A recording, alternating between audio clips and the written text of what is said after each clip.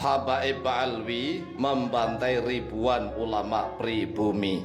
Seluruh rakyat Indonesia harus tahu bahwa para Habaib Alwi telah berhasil membantai ribuan ulama asli pribumi Nusantara. Ini sejarah tahun 1950 Masehi sampai tahun 1945 tatkala merdeka. Begini wahai saudaraku kaum muslimin wal muslimat rahimakumullah dan saudara-saudaraku sebangsa setanah air Indonesia. Sejak pemerintah Hindia Belanda sengaja mendatangkan orang-orang Yaman ke Nusantara dengan ditetapkan sebagai dzurriyyah Nabi Muhammad SAW, maka ribuan ulama asli pribumi menjadi agak sedikit gentar dan sedikit takut kepada VOC Belanda. Mengapa? Karena orang-orang Yaman yang dirawat oleh VOC Belanda disuruh membuat fatwa haram dan melarang seluruh warga pribumi yang mengadakan aksi perjuangan melawan VOC Belanda. Akhirnya setiap ada aksi perjuangan para ulama, para kiai dan rakyat pribumi yang melawan Belanda, maka tentara Belanda dengan bebas dan seenaknya serta sangat kejam membantai para ulama, kiai dan rakyat pribumi.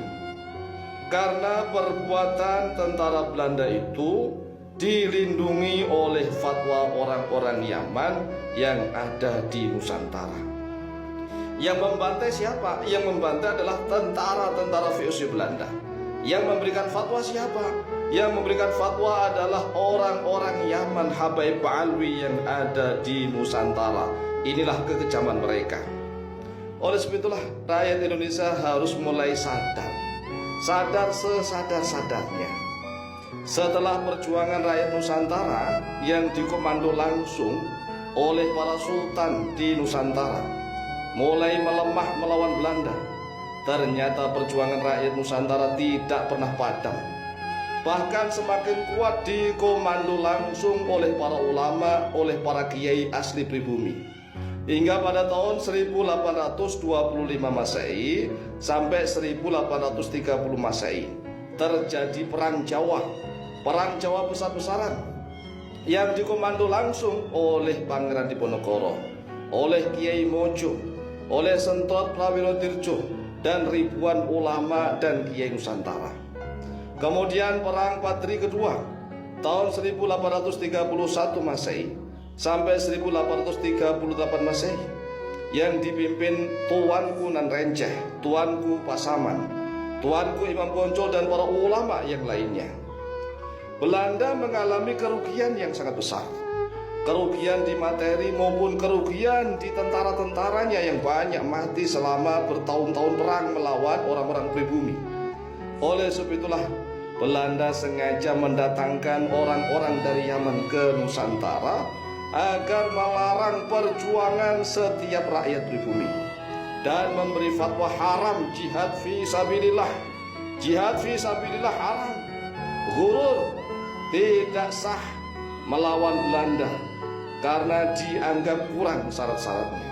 Ini adalah produk fatwanya orang-orang Yaman yang membantai ribuan para ulama dan kiai asli Nusantara yang menjadi pejuang membela tanah air demi kemerdekaan seluruh bangsa di Indonesia. Setelah Belanda mendatangkan orang-orang Yaman ke Nusantara, yaitu pada tahun 1850 Masehi, ternyata perjuangan rakyat pribumi tetap tidak padam.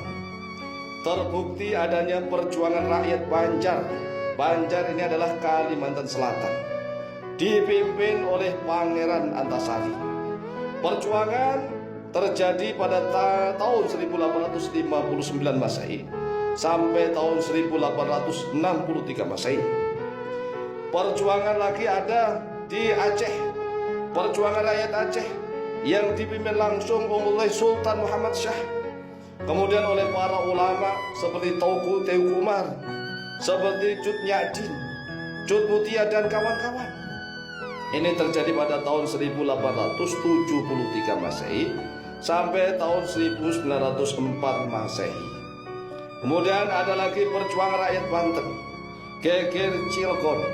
Ini dipimpin oleh Ki Haji Wasid dan kawan-kawan. Terjadi pada tahun 1888 Masehi. Dan ada lagi perjuangan rakyat Betawi, perjuangan lagi para Jawara Bekasi.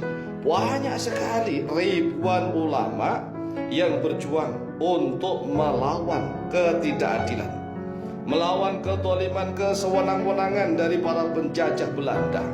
Dan mereka karena dinaungi, dilindungi oleh fatwanya orang-orang Yaman yang ada di Indonesia, maka tentara Belanda seenaknya, dengan seenak wudulnya mereka menangkapi seluruh para kiai dan ulama.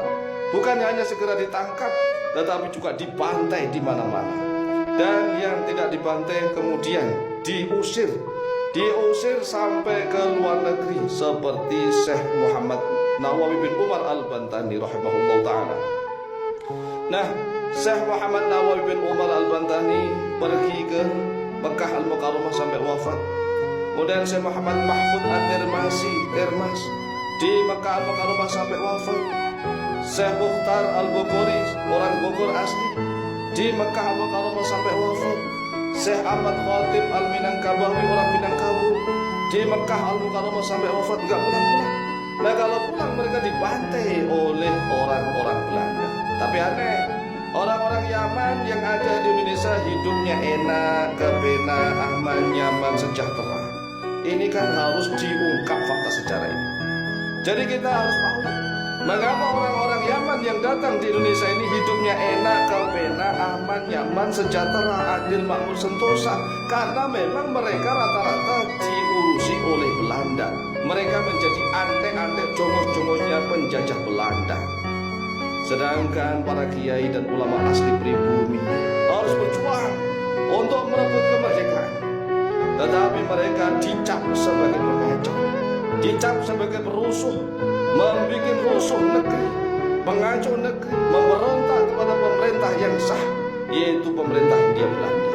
Ini kan fatwa yang kurang ajar. Lawan pemerintah Belanda ke Indonesia itu merebut tidak sah. Mereka itu bukan orang Nusantara, tetapi oleh orang-orang Yaman dilindungi fatwanya itu. Inilah yang harus kita buka. Oleh sebab itulah wahai saudaraku kaum muslimin dan muslimat rahimahumullah, sudah saatnya kita ini harus tahu kebenaran sejarah. Mengapa orang-orang Yaman tidak dikejar-kejar, tidak diusir oleh Belanda? Ya, mereka memang rata-rata didatangkan ke Indonesia untuk memberi fatwa. Karena orang Islam Indonesia ini kalau dikasih fatwa, apalagi mengatasnamakan zuriat Rasulullah SAW, mereka akan tunduk, manut dan mengikutinya. Demikian, semoga manfaat dan barokah. Lebih dan kurangnya mohon maaf. Wallahu ta'ala a'lam bishawab.